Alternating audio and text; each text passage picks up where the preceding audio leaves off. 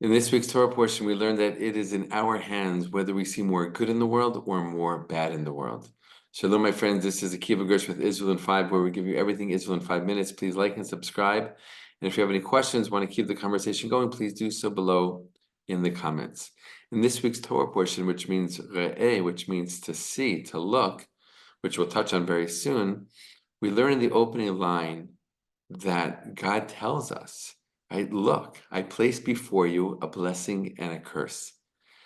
And the various Torah commentators over the centuries have taught us that what this is teaching us is that God is placing before us the option whether to see blessing in the world or to see curse in the world, whether to see the goodness that exists in the world or to see more of the bad.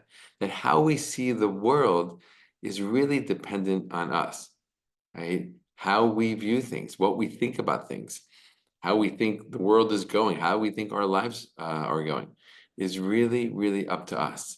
And no matter what happens externally, no matter what events, experiences, stimuli happen around us, really the ultimate determination, right, of whether we experience goodness or the opposite is up to us, is in our hands. God's saying in the opening line, look, I place before you blessing and a curse. How do you see the world, right? Re'eh, look, to see. How are you seeing the world? How are you looking?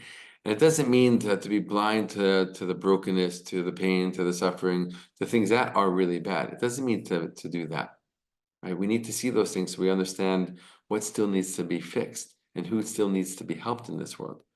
But at the same time, to have a zoomed out kind of perspective and understand on a deeper level or on a higher level what's really going on and where things come from and why things happen the way that they do, right?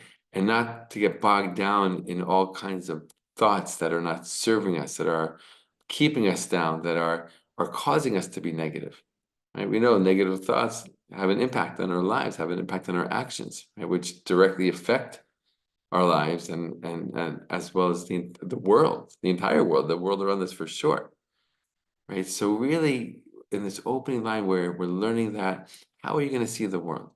And in the verses right after, it says, if you do what you're supposed to do, if you do what God has told you, so then you'll experience the blessing. And if you do the opposite, then you'll experience the curse. And typically that is taught to mean, okay, if you do what you're supposed to do, then you're gonna have blessing in your life. And if you don't do what you're supposed to, if you don't do what you're not supposed to do, or let's say if you don't do what you're supposed to do, you'll experience curse, God forbid. But I think it's deeper than that, right? It means that if we're acting in ways, if we're living our lives in ways that are righteous, that are meaningful, that are right, that are in line with good and positive values, that will have an impact on our entire beings and how we see the world. And that will influence our thoughts, and that will influence our perspective and perspectives on the world. And the opposite is true as well if we don't live those kinds of lives, right? So our actions have an impact on our thoughts and our beliefs, and also our thoughts and beliefs have an impact on our actions. And we really see that kind of hidden beneath the surface in the opening lines of this Torah portion. One other thing I want to share from this week's Torah portion is that the children of Israel are warned that when you go in, the people who are living there right now, they have sunk to a very low level of immorality. They're doing things that are not right in the eyes of God. They're doing things that are just not right. They're not good. Many of them are evil, right? The actions that they're doing.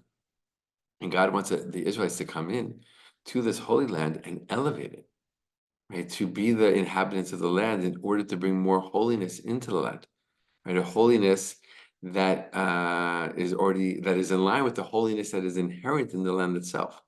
To be holy, to be a holy people in the holy land.